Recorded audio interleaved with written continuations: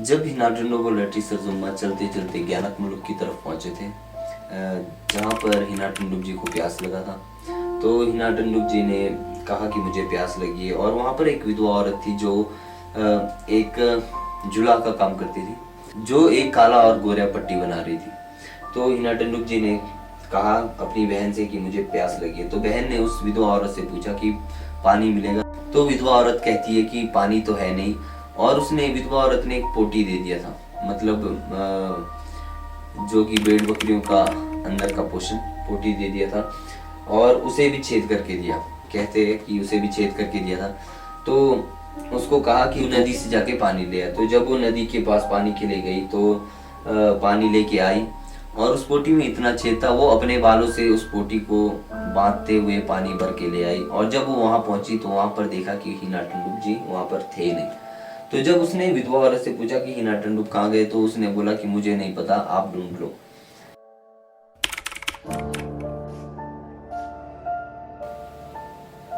तो उसके बाद लटी सरजुम्मा जी अपने भाई को ढूंढते ढूंढते काफी दिन हो गए, काफी दिन से ढूंढते गई। जो भी चीज लटी सरजुम्मा को रास्तों में मिल रहा था, तो वो कह रही थी कि ये मेरे भाई का है। कपड़े होगा भी वो खुद लेके चली थी।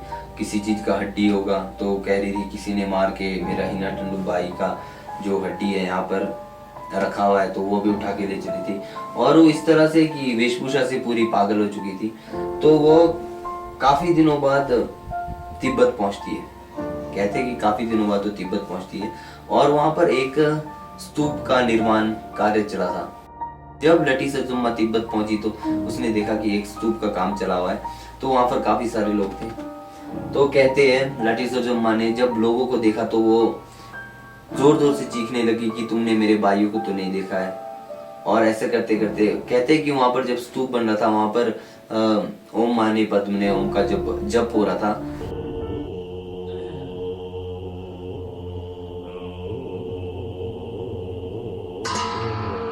जब लटी सरजुम्मा जोर जोर से चिल्लाने लगी और वो कहने लगी कि तुमने मेरे भाई को तो नहीं देखा है, तो वहां पर एक सामने ही एक बहुत बड़ा महल था।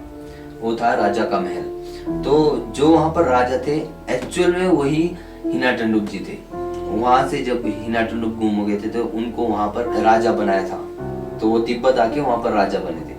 तो उन्होंने अपनी बहन की आवाज पहचान ली। कहते हैं कि उन्होंने अपनी बहन की आवाज पहचान ली और उन्होंने अपने सैनिकों से कहा, अपने वजीरों से कहा कि नीचे मेरी बहन आई है, उसको लेके आओ। तो सैनिकों ने उससे कहा कि ये आपकी बहन नहीं है, ये तो पागल है, पूरा वस्त्र से बिल्कुल एकदम पागल लग रही है, ये तो आपकी बहन है नहीं।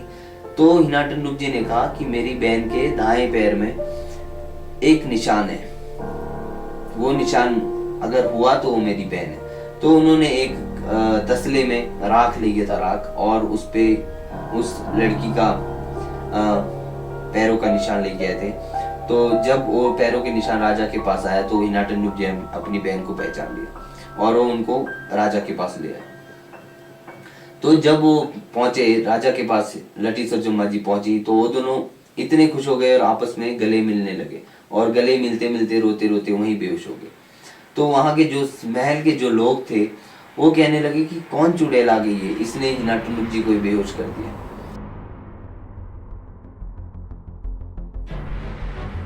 उसके बाद जो महल के लोग थे उन्होंने बहुत मतलब गालियां दिया, बहुत कुछ बोला कि लटी सरजुम्मा ऐसे डायन है, चुड़ैल है, कौन आई, ये तो बेहोश हो गए।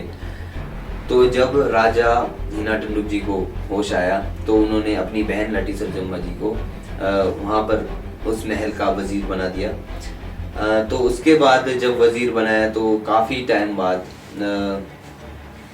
जो राजा लेकेपा थे, हिनाटोंडो के पापा जी लेकेपा, तो उस जो उनकी रानी थी जो चुड़ैल थी, उसने पूरा पांगी गांव को खत्म कर दिया था। पांगी गांव में ना भेड़ बकरी ना बछड़ी कुछ भी चीज नहीं था।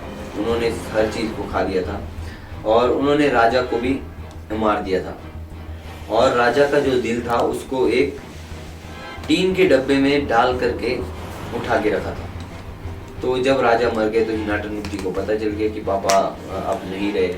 तो उन्होंने अपनी बहन को कहा, लठी सज्जम्मा जी को, कि ऐसा ऐसा हो गया है, पापा नहीं रहे अब और मुझे यहाँ से जाना पड़ेगा। तो लठी सज्जम्मा ने कहा कि वहाँ पर जो रानी थी वो हमारे को मारने के इंतजार में बैठी है। हिनाटनूक ने कहा लठी सज्जम्मा को कि मैं पापा का अंतिम संस्कार करके मैं आ जाऊंगा। तो उसके बाद जब हिनाटनूक जी वापस जब तिब्बत से वो आए यहाँ पर पांगी गांव में, कीमनदेन नगरी होती थी उस टाइम। जो पांगी गांव में नगरी होती थी राजाओं का, वो कीमनदेन होता था। जब कीमनदेन नगरी में वापस आए तो जब वो अपने पिता के अंतिम संस्कार करके आए थे तो हिनाटनूक जी ने भी प्यूशाचो जगह में ही स्नान किया था, क्योंकि वहां पर उस टाइम पे जो राजा होते थे वो उसी जगह पे स्नान करते थे। तो जब उसने स्नान करना स्टार्ट किया था तो जो रानी थी, राजा की जो रानी थी, लेकेपा की जो रानी थी, हिनाटनूक की सौतेली माँ, तो उसने एक पत्थर के ऊपर से हिनाटनूक जी को देख लिया और उस टाइम वो गाय का मांस खा रही थी। तो जैसे ही हिनाटनूक जी को देख लिया उसने सोच लिया कि अब मैं इसका शिकार करती हूँ। तो उसने अपने जो गाय की बछड़ी को खा रही थी तो उसे एक पत्थर के नीचे रखा। कहते हैं कि उसको एक पत्थर के नीचे रखा और फटाफट से वो चली गई और वो उसी पत्थर के ऊपर फिर से उसी सुंदरी लड़की के रूप में अपने सुनहरे बालों को चांदी की कंघी से सहला रही थी। यहाँ के बुजुर्गों से हमें पता चला कि वो कहते हैं ऐसा कि उसने फिर से वैसे ही जैसे वो बैठी थी वैसे ही बैठी और सब कुछ वैसे ही हुआ। और हिनाटनूक जी ने उसको कहा कि हाँ मैं तुझसे शादी करूंगा। तो हिनाटनूक ने जब कहा कि शादी करूंगा तो रानी वैसे ही खुश हो गई। जब हिनाटनूक जी को कहा कि उस चुड़ैल ने मैं तुझसे शादी करूंगी, तो हिनाटनूक जी ने कहा मैं शादी करने को तैयार हूं पर मेरी एक शर्त है। उसने कहा तू उस पत्थर पर खड़ी रह और मैं यहाँ से तीर मारूंगा। अगर तीर मेलोंग को लगा, उस टाइम एक मेलोंग होता था, मतलब कोई भी धातु हो सकता है, वो इसका कोई कंफर्म नहीं है कि क्या चीज था वो, कोई चमकता हुआ धातु कुछ भी था। तो उसने अपने हाथ पे रखा था और उसने कहा था कि मैं हाथ को तीर से लग गया तो मैं शादी करूंगा। तो हिनाटनूक जी ने उसी बहाने, उसको पता था कि ये तो चुड़ैल है, उसने सीधे छाती पर वार किया और जैसे ही उसने छाती पर तीर चलाया तो वो जो रानी थी, जो चुड़ैल थी, वो गिर गई और हिनाटनूक जी उड़ के गए और वहां पर उसको तलवार से जो भी चीज मिला उससे कूट काट के सब उसको पूरा मार के, और वहां पर अभी स्तूप बना हुआ है। सन ऑफ किन्नौर की पूरी टीम आपको विश्वास दिलाती है कि जो भी इस कहानी में, जो भी इस स्टोरी में जगह है, जो भी बातें कही है वो कहीं ना कहीं सत्य है और जो भी यहाँ पर जगह है वो आज भी आपको उसी तरह से मिल जाएगा। जहाँ पर उस रानी को, जो चुड़ैल थी जिसको हिनाटनूक जी ने मारा था, वहां पर अभी स्तूप आपको पंगी गांव में मिल जाएगा। और जहाँ पर राजा स्नान करते थे प्यूशाचो, वो जगह में भी आज वहां पर पानी का आपको बावड़ी मिल जाएगा। और वो पत्थर जहाँ पर वो चुड़ैल अपने सुनहरे बालों को अपने चांदी की कंघी से सहलाती थी, वो पत्थर आज भी पंगी गांव में आपको मिल जाएगा। तो इस एपिसोड में देखा आपने पंगी गांव की एक सच्ची कहानी। तो अगली बार मिलेंगे हम कुछ ऐसी अनदेखी, अनसुनी और रहस्यमय कहानियों के साथ। तब तक के लिए नमस्ते जी।